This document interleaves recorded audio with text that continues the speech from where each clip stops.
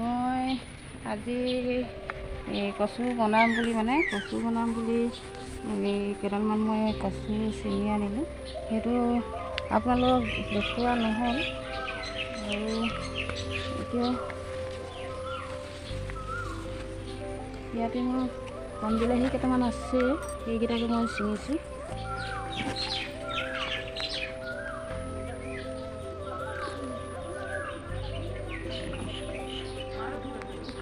কণ বিলাহীৰ লগত কচুটো বনালে ভালেই লাগে।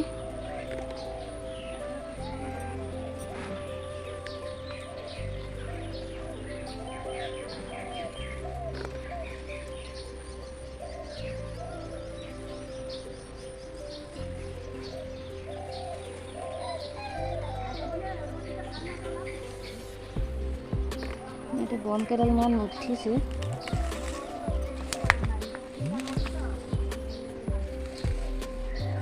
উঘালি দিছোঁ এইকেইটা। তাৰপিছত কণ বিলাহীকেইটা ছিঙি পেলাই এইফালে মই কেঁচা জলকীয়া কেইটামান ছিঙো।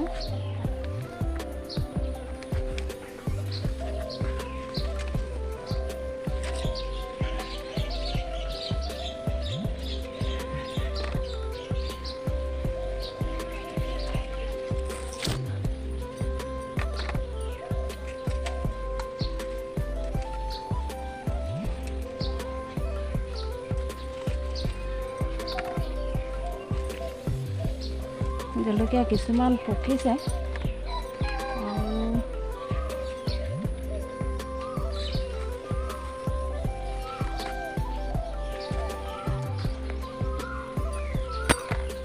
এতিয়া সেই বাৰীৰ পৰা কচু থুৰ কেইটামান আনিছিলোঁ আৰু কণ বিলাহী কেইটামান তুলি আনিছিলোঁ। সেইখিনি এতিয়া মই বনাব লৈছোঁ।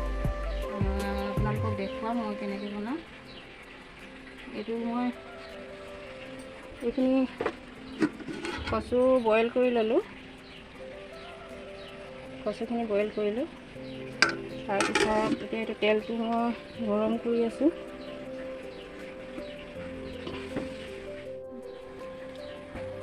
ইয়াতে মই এটা পিঁয়াজ কাটি লৈছোঁ। তাৰপিছত ইয়াতে কণ বিলাহীখিনি লৈছোঁ। তাৰপিছত এইটো ৰচুন আৰু আদাৰ এটা পেষ্ট লৈছোঁ। তাৰপিছত এইটো হালধি গুড়া, তেজপাত দুখিলা লৈছোঁ। তাৰপৰা কেঁচা জলকীয়া কেইটামান লৈছোঁ। ইয়াত নিমখ, এইফালে জিৰা গুড়ি লৈছোঁ। এতিয়া তেল গৰম হৈ গ'ল। এতিয়া মই পিঁয়াজ দিছোঁ।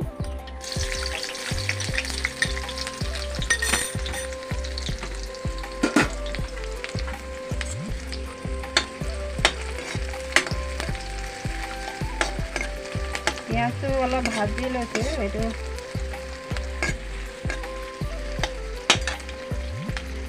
তাৰপিছত তেজপাত দুখিলা দিছোঁ। অলপ ৰঙা হ'ব দিছোঁ।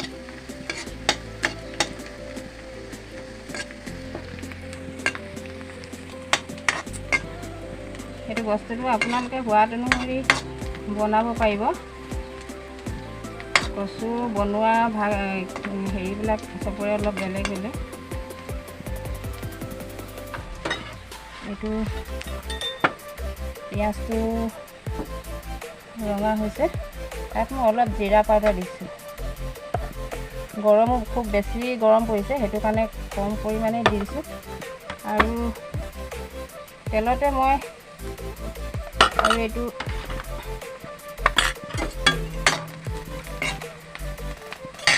আদা ৰচুনৰ পেষ্টটো দিছোঁ।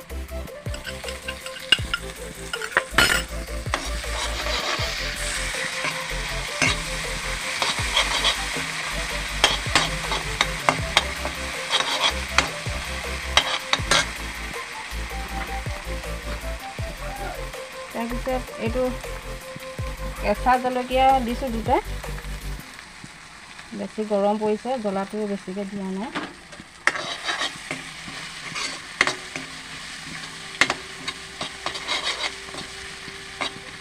ইয়াতে আদা ৰচুনৰ পেষ্টটো অকণমান পানী দিছোঁ, তেতিয়া মানে গোন্ধটো অকণমান ভালকৈ ওলাব। চেণ্টটোৰ কাৰণে আদা ৰচুনৰ পেষ্টটোৰ কাৰণে অকণমান পানী দিছোঁ।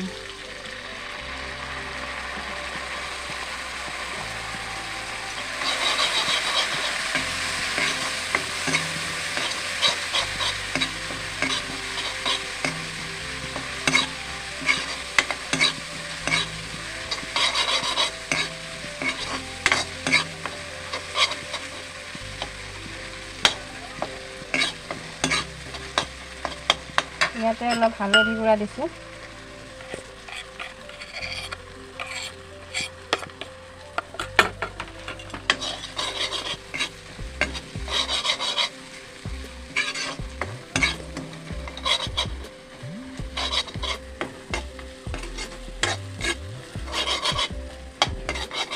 এইখিনি হৈ গৈছে। তাৰপিছত মই এতিয়া কচুটো দিম। কচুটো বইল কৰি থৈছোঁ। এইটো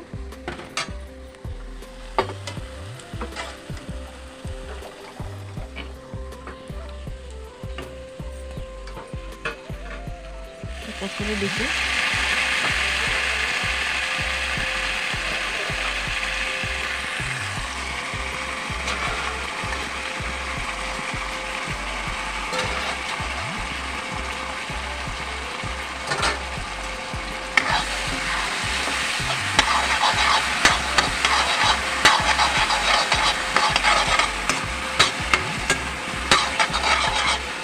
জালুক গুড়াটো দিলে ভাল লাগে।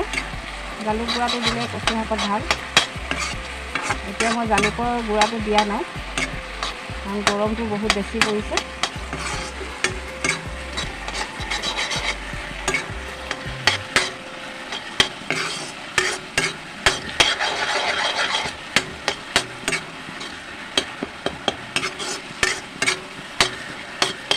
ইয়াতে মই কচু বইল কৰি পেলাই পানীটো আছে, তাৰ পৰা মই অকণমান পানী দিম ইয়াত। তাৰ আগতে মই এইটো কণবিলাহীকেইটা থৈছিলোঁ কাটি, এইকেইটা দি লৈছোঁ।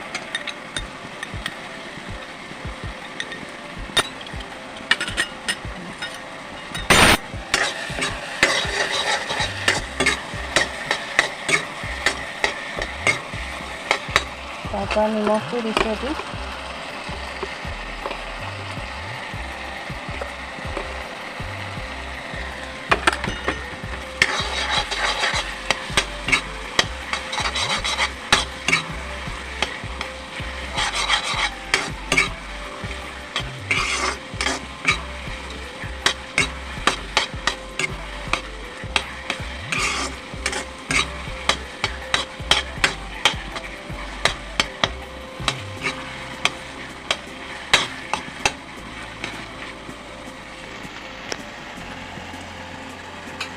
বিলাহীকেইটা সিজিবৰ কাৰণে অকণমান ঢাকি দিছোঁ।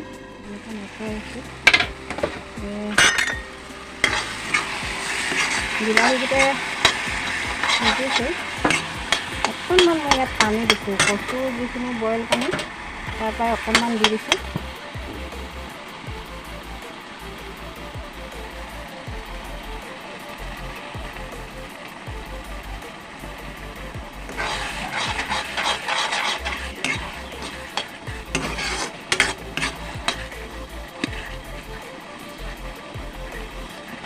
বিলাহীটা অকণমান ভাঙি দিছোঁ।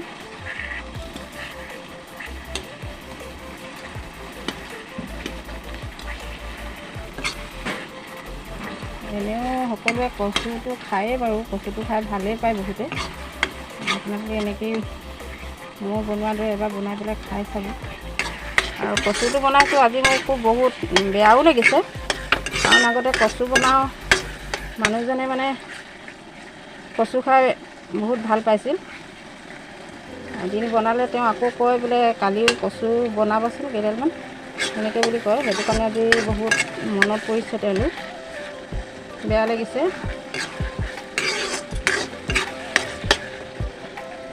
সেইটো কাৰণে অৱশ্যে মই বহুত দিন কচু আনি পেলাই তেনে বনোৱা নাছিলোঁ। আজি বহুত দিনৰ মূৰত মই বনাইছোঁ।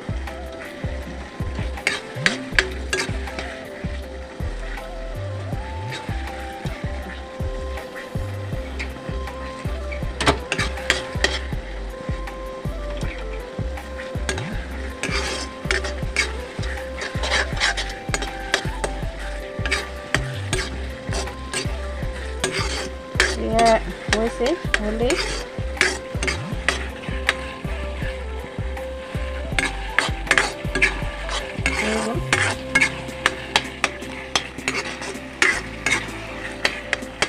মই বনোৱাৰ দৰে আপোনালোকেও বনাই পেলাই ঘৰত খাই যাবচোন। হৈ গ'ল। কচু থু বনোৱা হৈ গ'ল। এইখিনি